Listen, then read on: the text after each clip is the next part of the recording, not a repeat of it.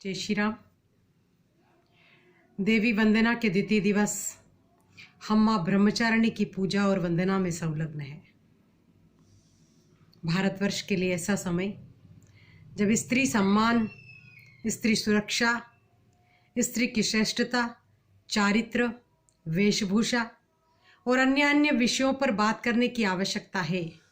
ऐसे समय में भगिनी निवेदिता की याद आती है।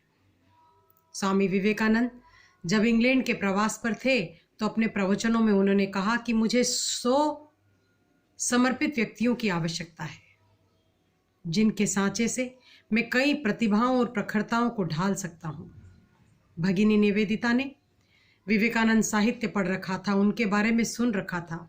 जब प्रत्यक्ष उनको देखा और सुना तो इंग्लैंड की 19 वर्षीय नोबुल विवेकानंद के पास दौड़ती हुई आई और कहा, एक मैं हूं, आप 99 ढूंढ लीजिए।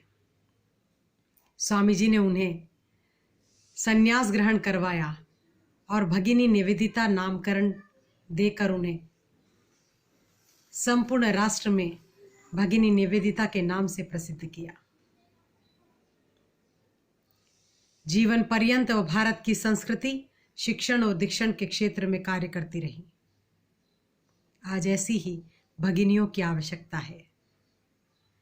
जब सांस्कृतिक संक्रमण का समय हो, आधुनिकता की आवरण को ओढ़ करके वास्तविकता से दूर जाती हुई भारत की स्त्रियां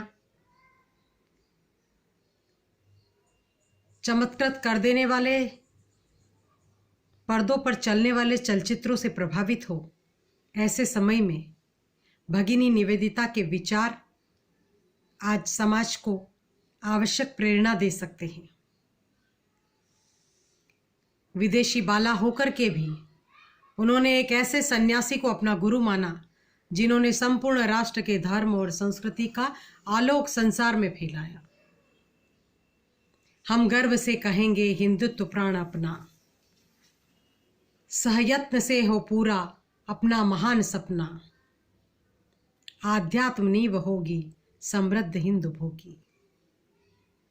उलझे हुए हृदय का फिर हास्य लौट आए, भटके हुए पथिक को सन्मार्ग हम दिखाएं, सेवा स्वभाव अपना हम नित्य ही स्मरेंगे, जय घोष संस्कृति का हम आज फिर करेंगे। संस्कृति के जय घोष की आवश्यकता शक्ति पूजा के समय परम आवश्यक है। पूजा और अर्चना की परिपाटी और परंपरा तो सहस्त्रों वर्षों से चलती आ रही है, किंतु क्या स्त्री को अपने अंदर झांकने की आवश्यकता महसूस हो रही है?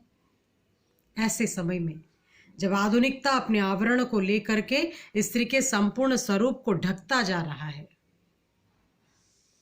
वस्त्र का विन्यास हो या परंपरागत वेशभूषा से दूर भागने की परिपाटी हो, ऐसे समय में शक्ति पूजा और ब्रह्मचारिणी देवी से तप, त्याग और तपस्या की परिपाटी को सीखने की आवश्यकता है।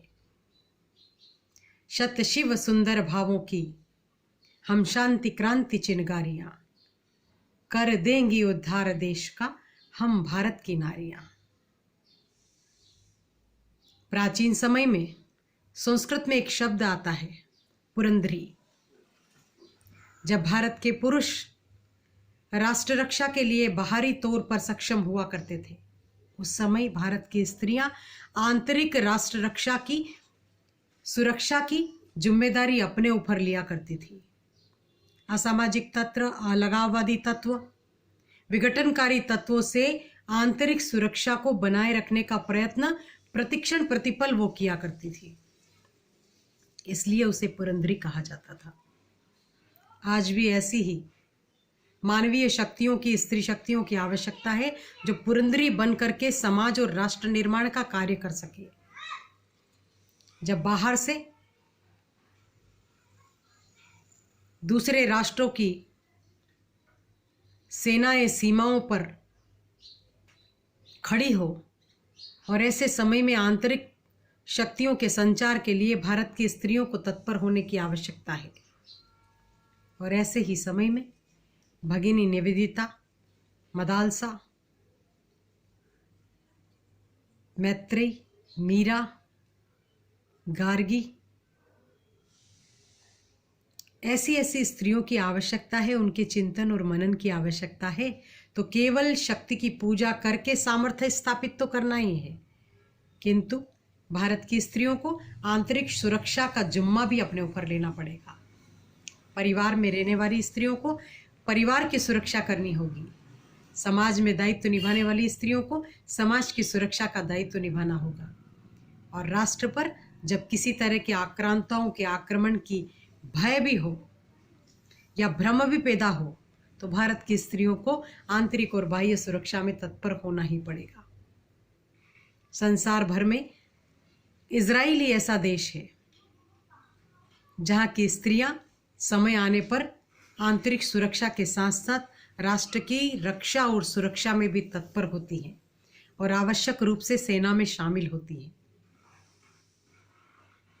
तो आज भारत की स्त्रियों को भी बाह्य सुरक्षा में पुरुष तत्पर हैं, किंतु आंतरिक सुरक्षा में भारत की स्त्रियों को तत्पर होना पड़ेगा। तब भगिनी निवेदिता, अहिल्याबाई, मैत्रेयी, मीरा, कात्यायनी, ऐसी ऐसी पराक्रमी स्त्रियों का अध्ययन और मनन करना होगा। और आज शक्ति पूजा के द्वितीय दिवस हमें इस अध्ययन और मनन को साक्षात स्वरूप में परिवर्तित भी करना होगा। केवल शास्त्र नहीं, शस्त्रों की पूजा भी हमें एक दिन करना है। और इसी क्रम में अपने शब्दों को, अपनी वाणी को विराम देते हुए जय श्री राम, वंदे मातरम।